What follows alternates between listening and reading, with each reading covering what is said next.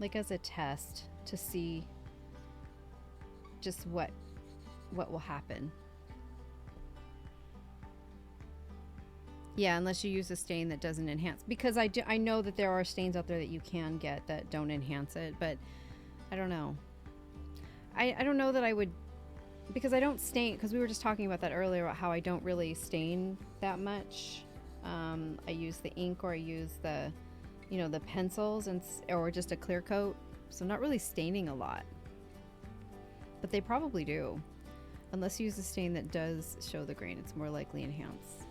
I know, I love the rings too. Like this particular one right here, like look how cool this is. Like look how cool that is right there. Like with the knot. And then the little rings in here, like I was thinking that could be like a,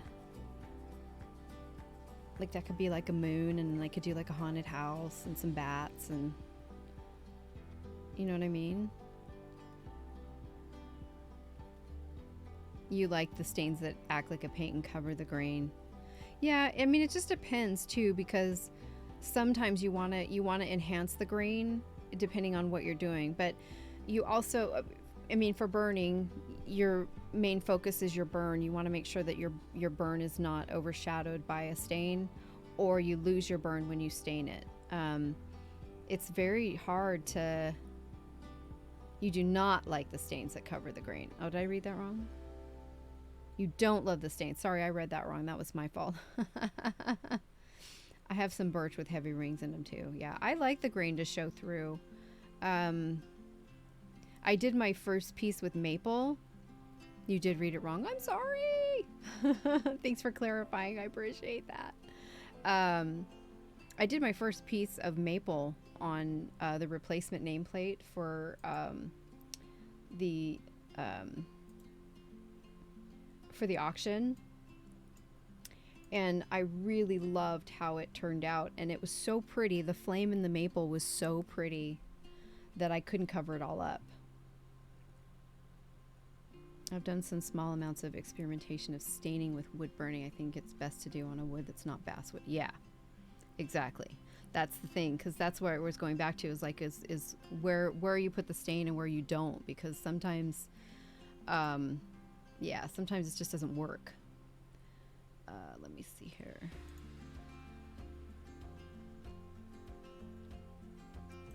So this was the replacement nameplate that I did for the one that got lost, and I had to redo it.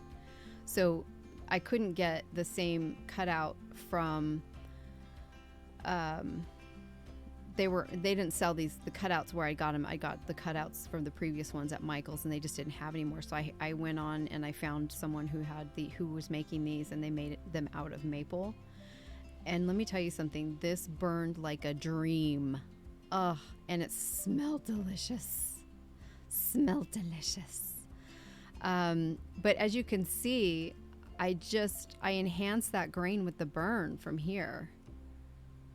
Like I can't zoom in on this, but it, like, I just used the grain and enhanced it here, but you can see how beautiful that flame was. And like on the previous version of this one,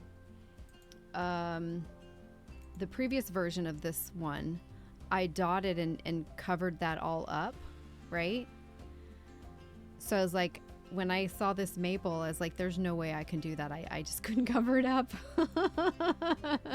I had to leave that maple, that flame in there. It was so pretty. And it just turned out so much better, I think. It's just very nice and delicate. So, yeah, I love trying different woods and stuff. So when Nicole Christine sent these to me, I was super happy to give them a shot. And that's what we did today with this one. And I'm really excited to use them because it worked. It burned really nicely and smelled delicious too. So yeah.